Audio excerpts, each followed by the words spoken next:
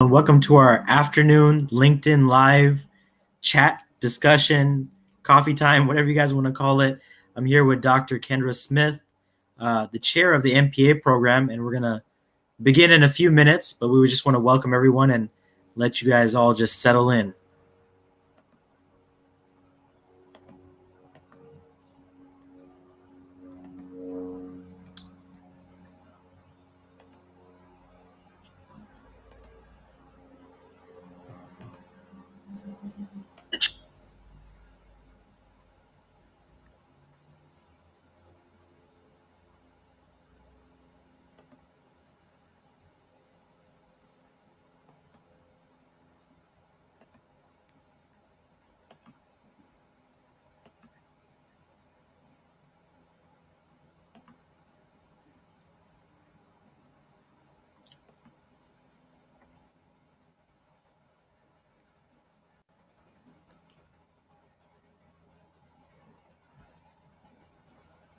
Well, welcome everyone. We're going to go ahead and get started. We're grateful for everyone joining us on this afternoon for this just casual discussion where we're going to talk about public administration, diversity, and policy.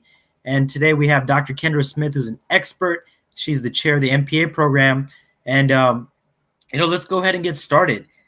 Dr. Smith, you chair the MPA program. And, for me, prior to being in the education space, I didn't know too much about the MPA program, but I was always in the nonprofit space. Could you explain for nonprofit leaders out there, what is an MPA and what does it do for them? Sure.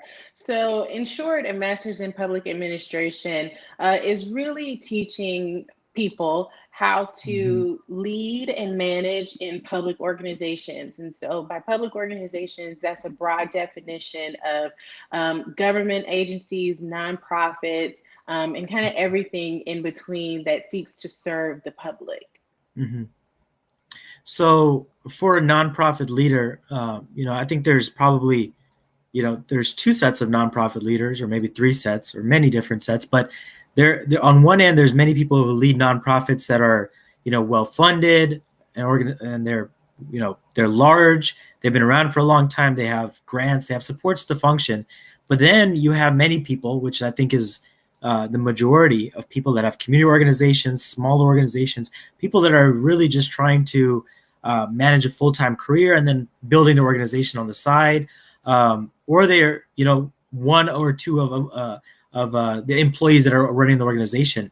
How would an MPA degree equip them with the skills to really take their organization to the next level? Sure. So an MPA provides students with broad understanding in things like finance, community relations, um, building programs, program management, grant writing, all things that you need to really lead within your organization and to be able to Mhm. do a good job. So what's special about any MPA program is that no matter what your career interests, your specific career interests, an MPA equips you with those kind of Mhm. foundational level skills that you need Mhm. to be able to progress in the way that you want to progress. So I think for a nonprofit leader, just being there, learning the course concepts, the theory, but also applying what you Mhm. learn, and also applying your own experience to what you're learning is key to really understanding how you can grow as the manager or the leader that you want to grow, become to be. Mhm.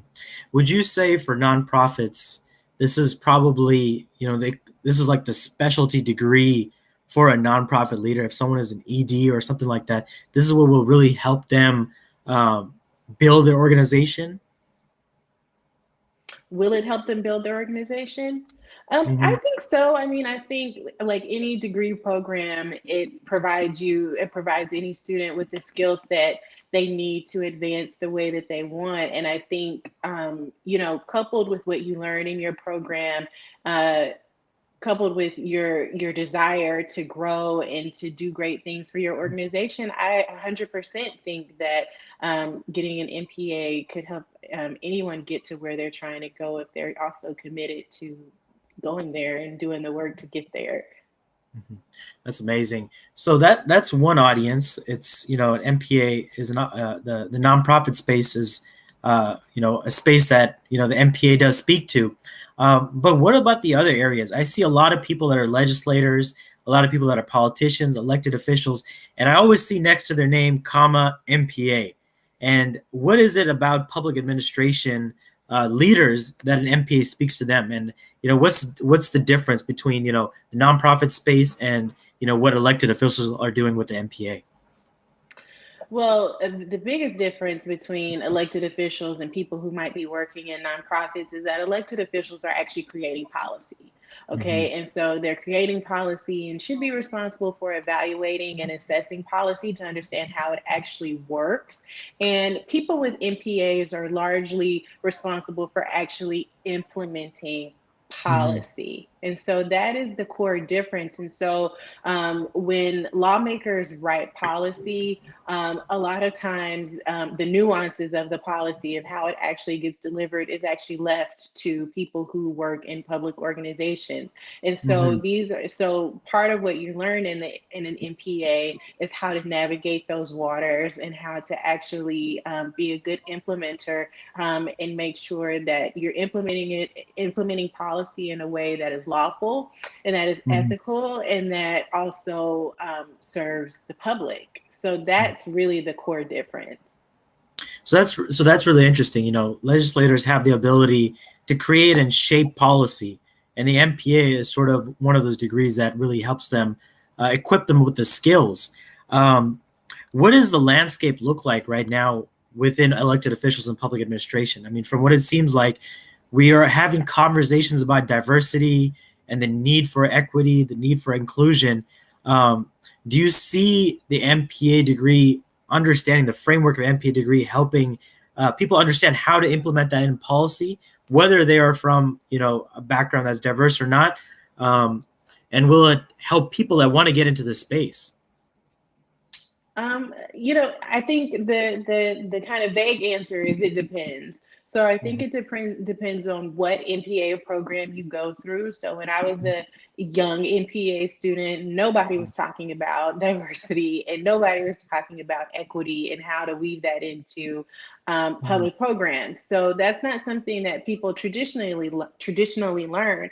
At Mhm. CLU, we actually are infusing that into our curriculum. So our students actually do learn, they talk more about diversity and learn Mhm. why it's relevant, not just from it's the right thing to do perspective, but how it actually makes a difference in how you Mhm. deliver programs and how you serve the community. So, on the one hand, um, people are talking a lot more about diversity and equity, Mhm. and especially local governments are really looking at how to infuse diversity and equity into their work and really work through that process.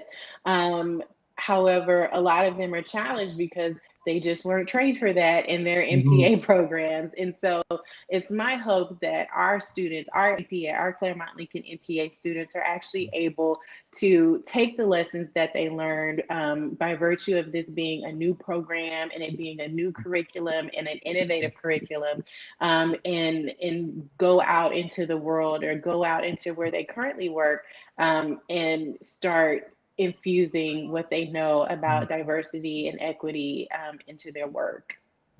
That's very interesting. I think a lot of the discussions over the past year have been around increasing DEI, right? And a lot of organizations, companies, lawmakers, they made a lot of promises. And in the latest report that I saw that came out, I think it was LinkedIn's workforce report. They stated that most people have not followed through on their promises, and they said they wanted to do something, but they had a struggle with being able to implement that in actual policy. So, what does it actually look like in policy, and where do you begin? I mean, I think many people feel like they want to be all of these things. They want to be more inclusive. They want to promote equity. They want to increase diversity. But when it comes to actual policy, there's such a big gap there. Yeah, exactly. No, that's very correct. And what we've seen over the last year is that the president established, made a proclamation, a equity proclamation to Mhm. for federal agencies to infuse more equity and to do that work across federal agencies. State government has done the same thing, and definitely local governments have made proclamations about their commitment to social justice and Mhm. equity, and have put some policies in place, but there's no consistency Mhm. across what policies have been put in place. And a lot of local governments are really at the assessment phase of assessing Mhm. how to do this, assessing their organizational readiness to implement equity into their policies. So Mhm. it is very new. There is a lot of questions about how to do this, how to do it well. And so there's very little evidence about what actually works, and more importantly, what actually is effective in enhancing equity. Mhm. So when we speak about equity in a local government setting, right? Let's say, for example, I'm a city manager. I went through an MPA program. I'm a city manager now, and I look at my community. Um, what are some examples of things that you could change? I know, you know, Claremont Lincoln has a huge partnership with Lincoln Institute of Land Policy. Uh, what is land policy, and what are ways to change that? What is redlining? What are these actual examples within communities that we can actually start addressing through understanding uh, policy and DEI? Sure. So I think, there are a lot of ways. I mean, probably the most obvious in my mind, or the most prevalent in my mind, is housing. Housing is such a Mhm. huge deal. If you don't have Mhm. somewhere to live, or if you're living in a place that's unsafe, or any of those things, or you don't have a place to live, Mhm. that is probably one of the biggest indicators of inequity in society. And we know that even today, a Mhm. lot of neighborhoods are still segregated as a result Mhm. of a lot of redlining and housing discrimination that happened 40 or 50 years ago, and it still exists. And we also know that, that we say this in health, your zip code is a greater indicator of your life expectancy than your genetic Mhm. code. Okay, so where you live impacts how long you will live. Okay, and Wow. so these are all inequities and disparities that just Mhm. exist in our society. And Mhm. so being able to put an equity lens on what this means, and how to affect that, really means understanding the root cause. And once you understand Mhm. the root cause, you're able to move in a direction to create policy and to create standards within your Mhm. organization to combat that. However, a lot of people have issues with that, because a lot of Mhm. people, will say, well, that was 50 years ago. That was 50 Mhm. years ago, and today's today, and I want to be treated fairly. But in Yeah. order for equity to happen, you have to be honest, and you have to be forthright about the injustices that have impacted people in Mhm. the past, that continue to impact them through generations, right? So Mhm. even though I wasn't alive 50 years ago, some racial discrimination or housing discrimination might have impacted my grandmother and grandfather, Mhm. that impacted my parent, that has now impacted me. And so thinking broadly about the past, the present, and the future is part of really developing, or getting to the end of equity. Because if you think about the process of equity, it's a process and an end, or an outcome. And so to get to the outcome, you really have to go through the process. And that is a challenge for people. And that will be the enduring challenge for our NPA students and other people Mhm. who are interested in doing this work. That's very powerful, because when you talk about past generations, what happened 50 years ago, it's almost as if these systematic issues, right, they've just sort of transitioned. Maybe the racism isn't in your face completely in as it was maybe 50 years ago, where there's clear segregation, right? There's two different bathrooms, there's water fountains that are separated, but now it's systematically put into the policies, in the way neighborhoods are developed, the school districts, all of this. And so many people, I think what happens is that people fall into this mindset saying that, we're past many of these issues. Why? Because it's not in my face, but they don't understand how these systems have been built, really to keep people within a certain frame. And that's interesting because this conversation is now coming up more and commonly. I think we're hearing a lot about it on the news, and people are like, I'm not a bad person. I'm not a racist. I'm not this and that. I'm a kind person. I'm kind to my neighbor. I think what they do is they fail to see how policy impacts communities, and they sort of dismiss everything. Would you say that's a correct assessment as far as, many people, they just feel like they're good people, but they fail to see the systematic issues that are sort of developed and ingrained in our policy? Yeah, I think that, this discussion impacts people differently. And I think that, there are a lot of factors that go into the equity discussion and how people feel. So if you don't experience or you don't think that you experience inequality or inequities on your day-to-day life, you may have a more difficult time to Mm-hmm. understand what that actually looks how that actually looks and how that actually feels, Mm-hmm. which impacts your empathy, your ability to walk in another person's shoes or see another person's perspective. And Mm-hmm. that is a challenge in all of this is perspective taking. And so I think that there are a lot of well-meaning people who are out there. And I think there are a lot of well-meaning people, especially people in government or people in nonprofit who kind of serve as middle managers who don't want to rock the Mm-hmm. boat or Yeah.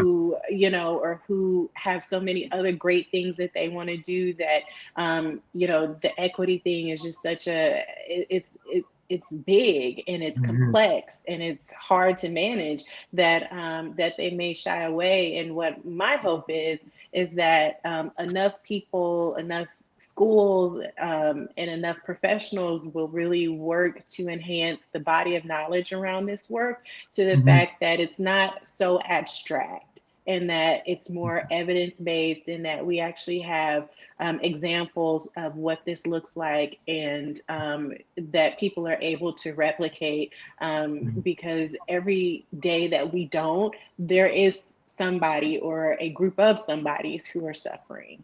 Mm-hmm.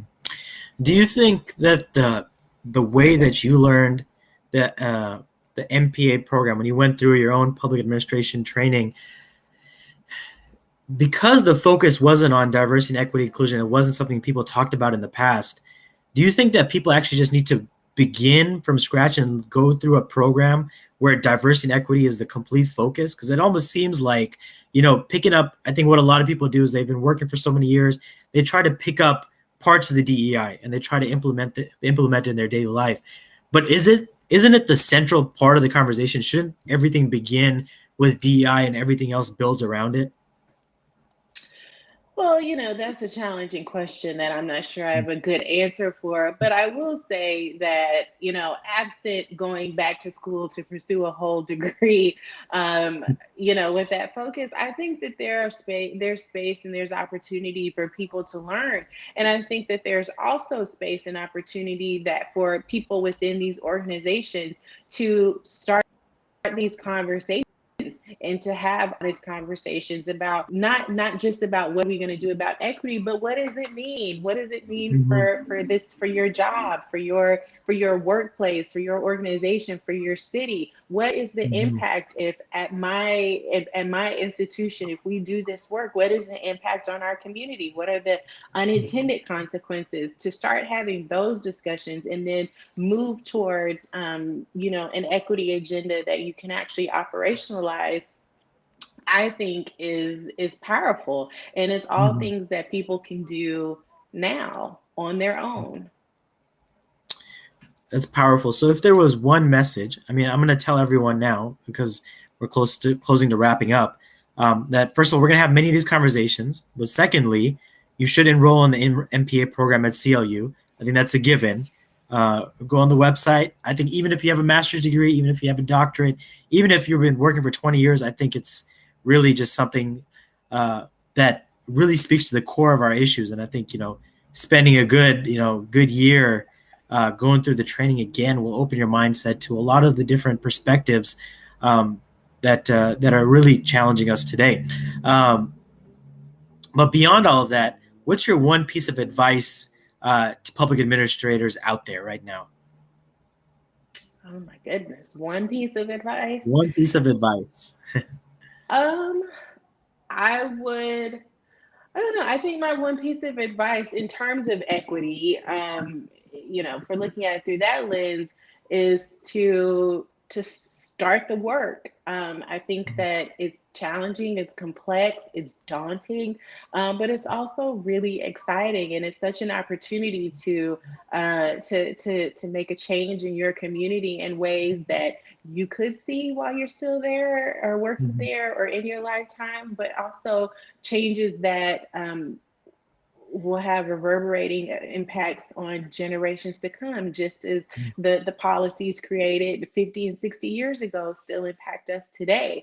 So it's important work. It's work that needs to be started everywhere. And so for public administrators, is just to look at where you are and understand that you have the power to make some sort of change. And you can, if you are a value setter within your organization or a trendsetter in your organization, use that capital to do something positive with it. So that's my advice. And I lied. I have actually one more question. Um, Okay. for people that are from underrepresented backgrounds, they see a system that doesn't include them, right? And they want to create change.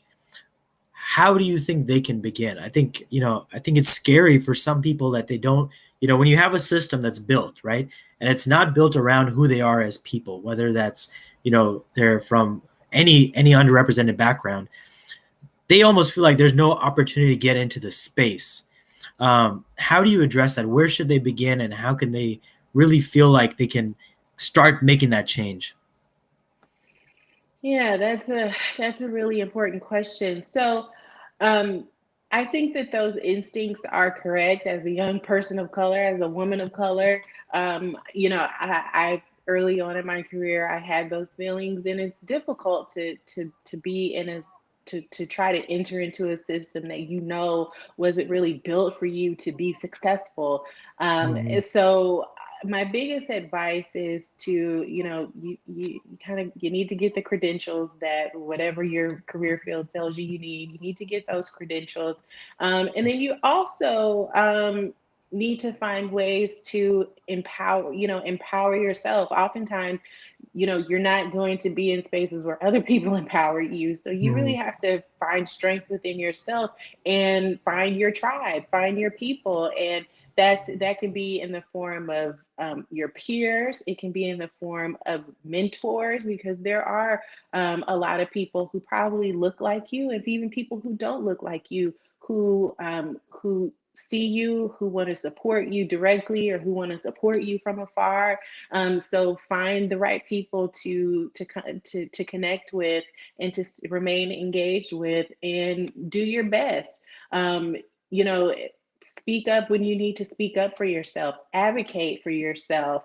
Don't dim your light for anybody. If you know something, if you think something is right, then you need to go after it, and you need to say something, because the only way that things will change is if people say something, and if people start to stand up against these norms and these stereotypes about people of color in the workplace, and the value that they bring to the workplace. Because we know that the value that women and people of color and people with different intellectual abilities and people from different gender identities or sexual orientations, we know the value that they bring to organizations. And so, and it's the organization's benefit to have them there. Mm. That's So do powerful. everything you can to empower yourself. Mhm. I think the I think the most powerful words from today is don't dim your light for anybody. I think that's, at the end of the day, keep shining, keep pushing through. I appreciate your time, Dr. Kendra. If anyone has any questions, feel free to message them to us, and we'll get back to you. Until next time, everyone, take care. Thank you.